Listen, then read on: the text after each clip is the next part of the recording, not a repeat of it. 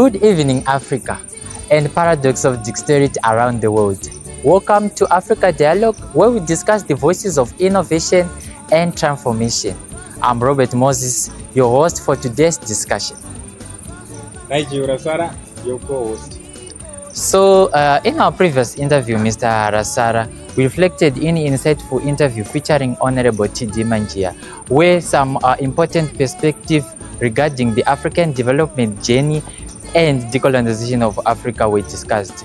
But the conversation left some critical questions, especially when you asked Honorable T.D. Manjeya the question that, has Africa been yet decolonized? Well, I think that was a very, very crucial topic because it focuses on the independence of the African child. The Africans, they need to know that they deserve full independence from the colonialists. So I think Honorable was just concerned about the independence of the African child and also the promotion of the African culture.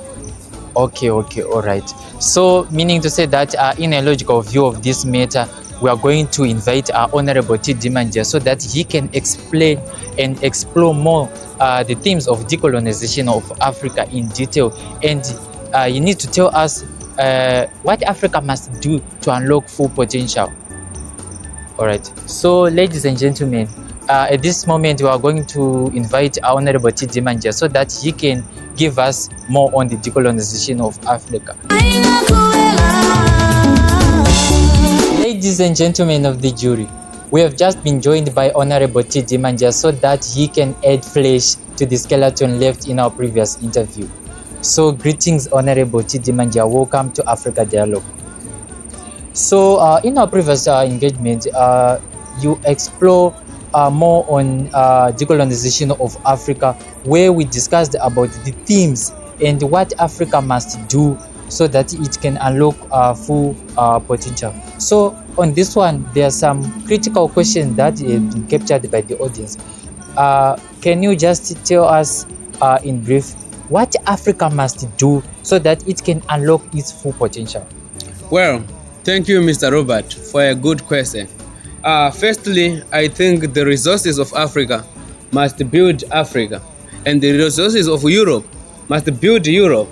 We are not supposed to give Europe our resources to build its continent.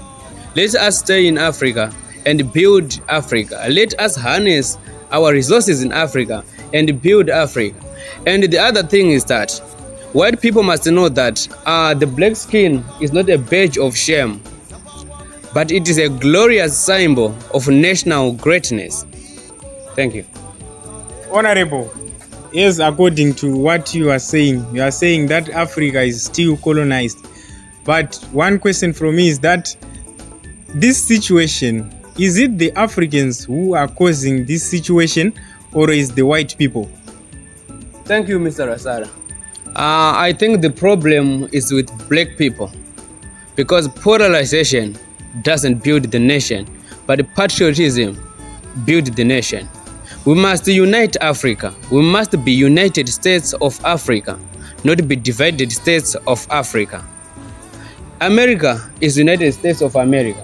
That is why it is never be defeated and divided. A united people can never be divided and can never be defeated. Thank you. All right. So, Mr. Honorable T.D. Manjeya, so in our previous thought-provoking conversation, I just want to ask what stood out for you most and what do you think this topic continues to generate more interest among Africans? Well, I must say, let us stay in Africa and build Africa. We are not supposed to go to Europe and build Europe. The people of Africa must be in Africa. The people of Europe must be in Europe. If you left Africa and go to Europe, who will build Africa? Thank you. Honorable, looking into your response to Robert, I heard you said that Africa needs to produce its own goods from the raw materials that they have. So my question now is, does the African continent, does the people of Africa have all the requirements, especially all the tools, all the materials that are needed to convert those raw materials into finished goods? Thank you. I think start where you are with what you have to build the continent. I think the job of Africa is not to invent the ocean, but to find a lane in the river.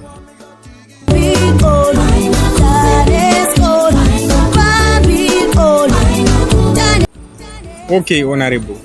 Coming to the end of our conversation, I want to ask one more thing from you. Let's give, for example, the system of languages. We can see that the African continent, each and every country in Africa, they are still using the foreign languages, for example, the French language and the English language. So my question is, will you be able to develop your own language system that can be used by the whole continent of Africa? Well, this can be done easily if we firstly unite Africa. It is better to speak Zulu as our language in Africa, or to speak Shona as our language in Africa, than to speak English as our international language in Africa.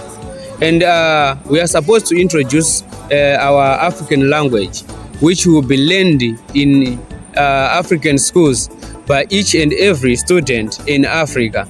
It is far much better than to speak European language, English, French, or all those languages. Thank you.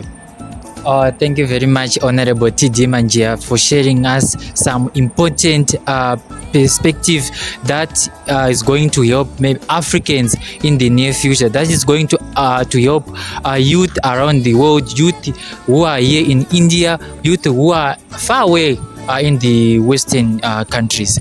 So, ladies and gentlemen, we come to the end of our show. I think you heard what Honorable TD Manjeya said, that Africans' wealth is not on export, but it is on what we create. So, I'm Robert Moses signing out. Until next time, see you. Stay informed, stay inspired. See you again.